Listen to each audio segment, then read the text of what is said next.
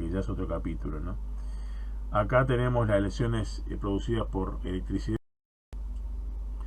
Eh, no es un tema demasiado nos atañe, pero básicamente estamos hablando de accidentes de cuando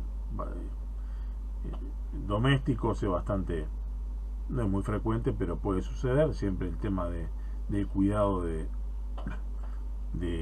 los niños, porque puede provocarles, aparte de susto, puede provocar tetaña muscular, puede provocar algún paro respiratorio. O sea, si la casa tiene que tener protección frente a los este, a los contactos de la persona con los polos vivos, ¿no? Dependerá también un poco del voltaje, depende también eso depende de cada país, de la intensidad también, y después del contacto. Y bueno, no, evidentemente no vamos a entrar en los tipos de lesiones como solía o suele en algunos estados de los Estados Unidos, de la silla eléctrica, ¿no? Que estamos hablando de algo distinto, pero estamos usando electricidad para matar a alguien. La tetaña básicamente sucede cuando es mucho tiempo que está en contacto con, el, con el flujo eléctrico, y que provoca una parada respiratoria, porque puede provocar, el caso de un rayo es prácticamente es casi es instantáneo y casi te puede llevar a la muerte, ¿no? Pero y después el caso más frecuente del alto voltaje, básicamente a nivel de las centrales de distribución y las líneas de distribución que se encuentran, sobre todo a nivel en el campo, a nivel de las torres de alta tensión famosas. Las variaciones de las consecuencias pueden ser desde un susto variadas. Eh, Ahí tenemos una acción térmica, una acción electrolítica, y dependerá las variables, si son las variables de la corriente, el tipo de corriente, que puede ser alterna o continua, el voltaje, la resistencia al paso de la corriente, que se mide en ohmios, el voltaje, que se mide en volts, el tipo de corriente alterna o continua, AC/DC, y también la intensidad, que está medida en amperios. Las variables son debidas al individuo, que bueno, dependerá de cada uno de cómo es que responde ante una descarga eléctrica. Entonces, a mayor resistencia, mayor calor generado, que es la base de funcionamiento de una estufa. La estufa, la base, la estufa común de cuarzo, por decir alguna. Soy un poco antiguo, pero cualquier que tenga un filamento que se vuelve incandescente, o sea, se vuelve de calor, se vuelve de color y emite calor. Lo que la base justamente es un filamento con mucha resistencia, con lo cual genera mucho calor.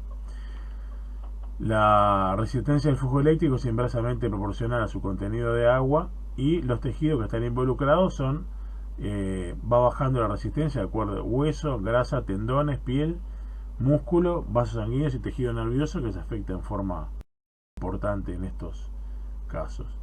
La lesión a nivel tisular va a estar determinada por el camino recorrido por el flujo, el calor generado, justamente lo que hablamos de la resistencia, que va a ser proporcional a la intensidad, resistencia y tiempo, sensibilidad intrínseca de cada tejido que nombramos a la corriente, y el tipo de electricidad, donde la corriente alterna es la más peligrosa, que es la corriente, la común, la doméstica, la que usamos nosotros, es corriente alterna.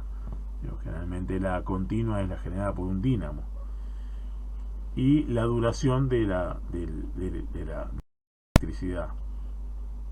Incluso también existe el llamado el arco voltaico. De repente uno hace de transmisión a tierra de la electricidad, y estamos cerca de una línea de alta tensión, puede saltarnos un arco, o sea, podemos establecer ser nosotros parte del arco, y bueno, eso generalmente nos lleva a la muerte o a un shock.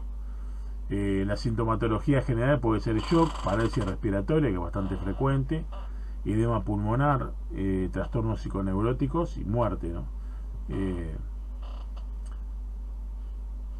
Acufenos e hipoacusia pueden darse, trastornos visuales, músculos necróticos por producto del pasaje de corriente, shock hipovolémico, hemorragias, insuficiencia renal aguda, infecciones, fracturas óseas. Esto es un poco ya más difícil, pero podemos tenerlo. Y local, desde eritema hasta necrosis pequeña o grande, tomando todo un miembro con trombosis. las consecuencias que pueden luego dar a lugar la formación de trombosis por radiaciones. Acá tenemos un cuadro de cómo se pueden dar las lesiones. Es un tema que lo tenemos un poco ya como algo un poco más raro en cuanto al daño que pueda provocarse. Nosotros estamos permanentemente utilizando radiación porque por los equipos de la imagenología está básicamente basada históricamente. Hemos sacado y también recibido y también hecho muchas placas radiográficas, las periapicales, por nombrar algunas de las más comunes, y estamos expuestos, o por lo menos estábamos cubiertos, pero siempre expuestos a emisión de rayos, y bueno, digo, todos seguimos vivos. Corpusculares, electrones, protones, neutrones. Y las ionizantes son todas aquellas radiaciones que al interaccionar con tejidos biológicos depositan su energía básicamente por ionización.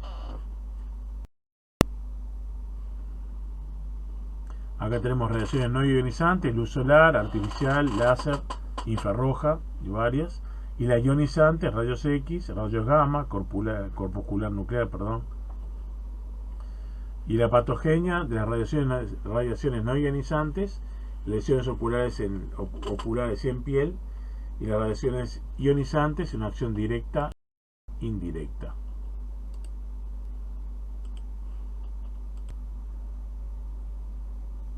Acá tenemos en la radiación el tipo, pero sobre todo el tiempo durante el cual se administra una dosis determinada.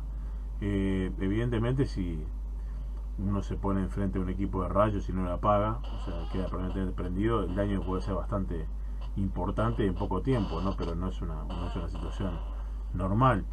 El tipo de la penetrabilidad, la energía por unidad de radiación, dosis acumulada, frecuencia de administración. Y en los tejidos, la radiosensibilidad, la capacidad de reparación del daño, sobre todo, porque es inevitable que pueda el rayo actuar.